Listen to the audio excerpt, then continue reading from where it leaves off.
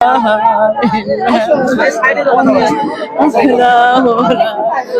Singapore প্রবাসী নিয়ে যাচ্ছে।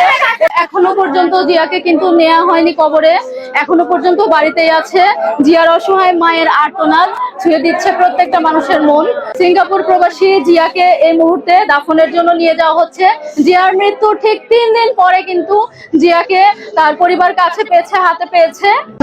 সুবহানাল্লাহ, আল্লাহু আকবার, আল্লাহু আকবার, লা ইলাহা ইল্লাল্লাহু ওয়াহদাহু লা শারীকা লাহু ওয়া আশহাদু আন্না মুহাম্মাদান আবদুহু ওয়া রাসূলুহু।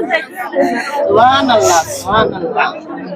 ধন্যবাদ, ধন্যবাদ, ধন্যবাদ। কান্নাকাটি করতেছে তো। দর্শক, আমি সেই সিঙ্গাপুর প্রবাসী জিয়ার বাড়িতে যাচ্ছি, এই মুহূর্তে অবস্থান করছি।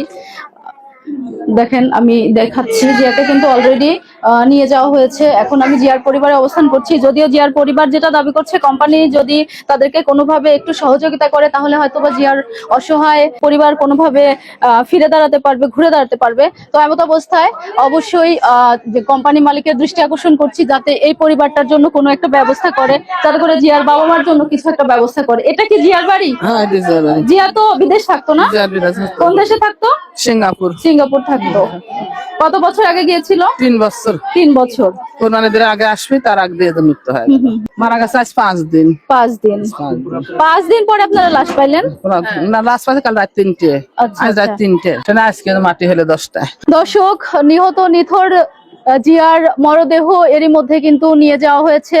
তার বাবা কিন্তু নিজে কাঁধে করে তার সন্তানের লাশ নিয়ে গেল। এই মুহূর্তে জিয়ার বাড়িতে যে চাঞ্চল্যের সৃষ্টি হয়েছে, প্রত্যেকটা মানুষ জিয়াকে দেখার জন্য এসেছে। দেখেন, শত শত মানুষ দাঁড়িয়ে আছে।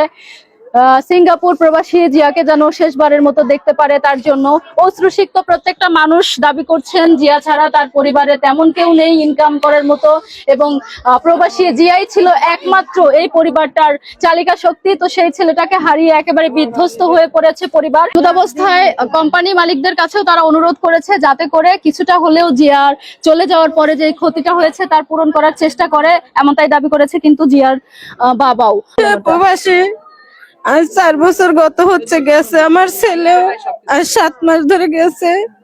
আল্লাহ যেন তাকেও শক্তিশালী করে, সেই জন্য সবকিছু ভালোভাবে করতে পারে, এটাই চাই। ভাবে মৃত্যু ছিল, হয়ে গেছে, এখন যেন ওরা ক্ষতিটা পূর্ণ করে দেয়। সিঙ্গাপুর প্রবাসে দীর্ঘদিন আমরা একসাথে কাজ করেছি। আমি আজ 3 মাস আগে চলে আসছি একেবারে।